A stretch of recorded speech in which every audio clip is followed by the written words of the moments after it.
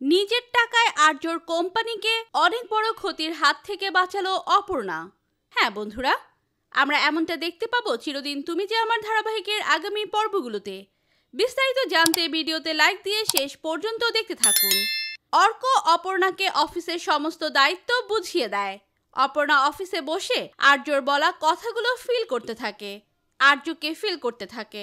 আর সেই সময় অর্ক বলে, অপর্ণা কি ভাবছো? অপর্ণা বলে, না সেরকম কিছু নয়, স্যার থাকলে ভালো হতো, আমার ভয় হচ্ছে, আমি কি সমস্ত দায়িত্ব পালন করতে পারবো? অর্ক বলে, এই কাজের দায়িত্ব শুধুমাত্র তোমারই, তোমার জন্যই পারফেক্ট, তুমিই পারবে। দাদা বুঝে শুনেই তোমাকে সমস্ত দায়িত্ব দিয়েছে, আর আমারও ভরসা তোমার ওপরেই আছে, তুমি পারবে। এরপর অর্ক সমস্ত দায়িত্ব বুঝিয়ে দিয়ে সেখান থেকে চলে যায়।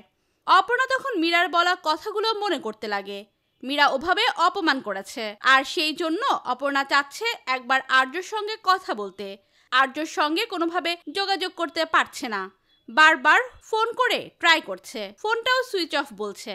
অপর্ণা বলে, স্যার এতটাই ব্যস্ত যে একবার ফোনে কথা বলা অবধি যাবে না?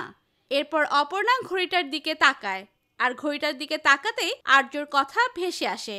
অপর্ণা বলে, সে কি, আর্য আমার সঙ্গে কথা বলছে, কিন্তু এখানে তো আর্য কোথাও নেই। তার মানে স্যার এই ঘড়িটা আমাকে সেই জন্যই দিয়েছে যেন স্যার সবসময় আমার সাথে থাকে। ওদিকে কিঙ্কর যখন অপর্ণার কেবিনে আসে, সেই সময় মীরা পথ আটকে দাঁড়ায়। মীরা বলে, তুমি এটা কি শুরু করেছো বলো তো কিঙ্কর? কিঙ্কর বলে, আমি আবার কি করলাম? আর তখনই মীরা বলে, কেন তুমি জানো না অপর্ণা অফিসে বসেছে, আর্যর কেবিনে বসেছে, আর্যর সমস্ত দায়িত্ব অপর্ণাকে দিয়েছে। অপর্ণা বলে, যদি স্যার একবার থাকতো আমার পাশে তাহলে এটা তুড়ি মেরে আমি সমাধান করে ফেলতাম, কিন্তু এখন আমি কি করে সমাধান করব? এই বলে অপর্ণা আর্যর ঘড়িটার দিকে তাকায়, আর তখনই গায়েবীভাবে আর্যর ডাক ভেসে আসে। অপর্ণা বলে, স্যার স্যার কোথায় আপনি? এরপর তখন অপর্ণা বলে, আমি স্বপ্ন দেখছিলাম, না না, আমাকে এখন অন্যদিকে ফোকাস করলে চলবে না, আমার কাজে মন দিতে হবে। এই বলে অপর্ণা কাজ শুরু করে দেয়। এরপর সকাল হতে অপর্ণা অফিসে ফিরে ফান্ড নিয়ে কথা বলে। অপর্ণাকে জানানো হয় ফান্ড কিছুতেই রিলিজ হচ্ছে না, যেটা থেকে চিন্তায় পড়ে যায় অপর্ণা। এদিকে অর্ক রেগে গিয়ে বলে, কোথায় ফান্ড? ফান্ড না হলে তো কাজটাই শুরু করা হবে না অপর্ণা। অপর্ণা বলে, ফান্ডের ব্যবস্থা আমি করব।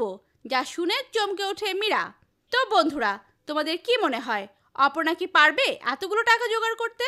তোমাদের কি মতামত লিখে জানিয়ে দাও কমেন্ট করে। পরবর্তী আপডেট সবার আগে পেতে সাবস্ক্রাইব করুন আমাদের চ্যানেলটি। ধন্যবাদ।